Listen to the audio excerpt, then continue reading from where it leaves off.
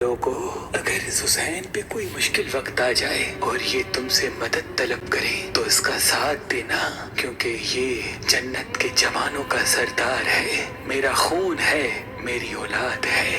लेकिन अफसोस अभी रसूलुल्लाह की रहलत को थोड़ा वक्त ही गुजरा था कि करबला के मैदान में एक तरफ 9 लाख का मजमा था तो दूसरी तरफ वो हुसैन जिसको अल्लाह के रसूल अपने कंधों पे सवार करते थे।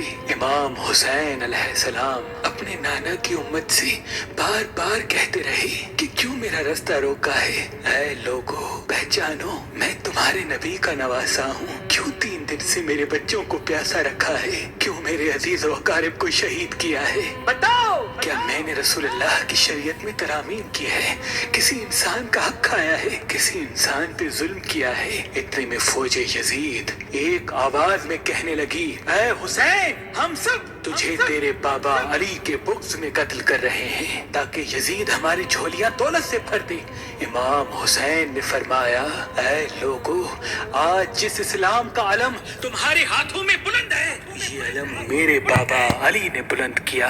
मत भूलना, खैबर और खंदक में अगर अली ना होते तो इस्लाम की फतह नामुमकिन थी। वो अली जिसने पूरी जिंदगी इस्लाम की तबलीग की, हक को बुलंद किया, रसूलुल्लाह की हिफाजत की, आज उस अली को ये अजर दे रहे हो। ऐ लोगों, बताओ, अल्लाह के रसूल ने बार बार मेरे बाबा अली का हाथ बुलंद करके फरमाया था कि जहाँ हक होगा वहाँ अली होगा, जहाँ अली होगा वहाँ हक होगा। और आज उस अली और औलाद रसूल को ये अजर दे रहे हो। इतने में यजीद की फौज के सिपह सालारों ने देखा कि कहीं फौज में बगावत ना हो जाए। ऐ शिम्र, क्या देख रहे हो? हमला करो। बस लाखों की फौज ने जब रसूलुल्लाह के नवासे पे हमला किया, इमाम हुसैन अलैहिस्सलाम ने अल्लाह का नाम लिया और जुल्फिकार को नियाम से निकाला। तारीख गवाह है, एक तरफ लाखों का मजमा और एक तरफ 3 दिन का भूखा प्यासा हुसैन इब्ने अली।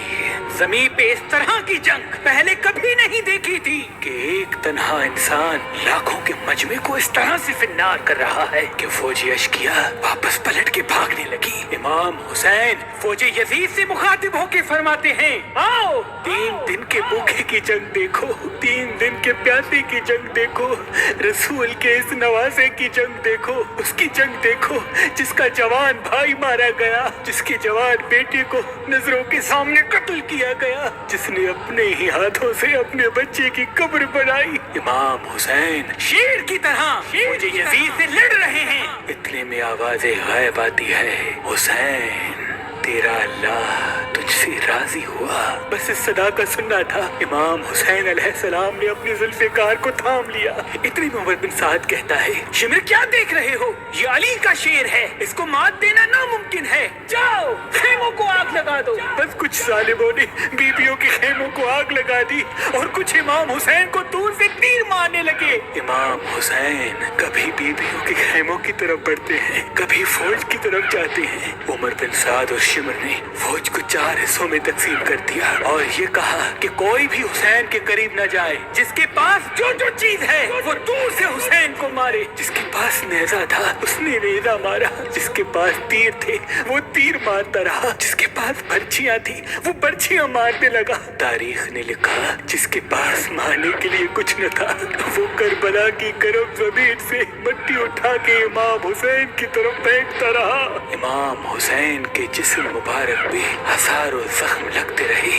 आपके जिस्म मुबारक पर इतनी तीर थे कि आपका जिस्म मुबारक नजर तक नहीं आ रहा था। बस जैसे ही नवासाए रसूल घोड़े की सींग से जमीन पे आते हैं, फौजे यजीद झूमना शुरू कर देती है। लेकिन इतने में वो घोड़ा जिस पे आप सवारी किया करते थे वो इमाम हुसैन के चारों तरफ घूमना शुरू कर देता है ताकि इन तीरों से मैं अपने आका हुसैन को बचा लूं। वो घोड़ा दौड़ ही रहा था। इतने में उमर बिन साद ने कहा, ऐ लोगों, रुको, मैंने अपनी आंखों से देखा था इस घोड़े पे अल्लाह के रसूल सवारी करते थे, कहीं तीर इस घोड़े को न लगे। और यूं तीरों को चलाना बंद किया गया। अफसोस है उन लोगों को उस घोड़े का तो एहतराम मालूम था जिस पे रसूलुल्लाह सवारी किया करते थे, लेकिन उस हुसैन का एहतराम भूल चुके जिनको अपने कंधों पे सवार करके उम्मत को दिखा दिखाया करती थी। बस इमाम हुसैन अलैहिस्सलाम ज़मीन करबला पे अपना सर रख के अल्लाह का शुक्र कर रहे हैं और वहाँ फौजी यजीद के मुख्तलिफ सिपाही इमाम हुसैन का सर काटने के लिए करीब आते हैं। जो भी करीब आके इमाम हुसैन के सर को देखे तो उसे इमाम हुसैन के चेहरे में रसूल अल्लाह का चेहरा नजर आए और वो चीख के दूर चला जाए। इतने में शिमर कहने लगा, ये काम मुझसे ही होना है। जैसे ही शिमर ने खंजर इमाम हुसैन के गले पे रखा तो वो देखे इमाम हुसैन के लब हिल रहे हैं। उसने सोचा, हमने हुसैन का पूरा खानदान कत्ल कर दिया, 3 दिन तक हुसैन के बच्चों को प्यासा रखा, शायद हुसैन हमें बद्दुआ दे रहे होंगे। सुनने के लिए कान करीब करे तो क्या सुने, इमाम हुसैन अलैहिस्सलाम अल्लाह की दरबार में अल्लाह की नेमतों का शुक्र कर रहे हैं कि ऐ अल्लाह, तेरा शुक्र है कि इस अजीम इम्तिहान के लिए तूने इस हुसैन को चुना।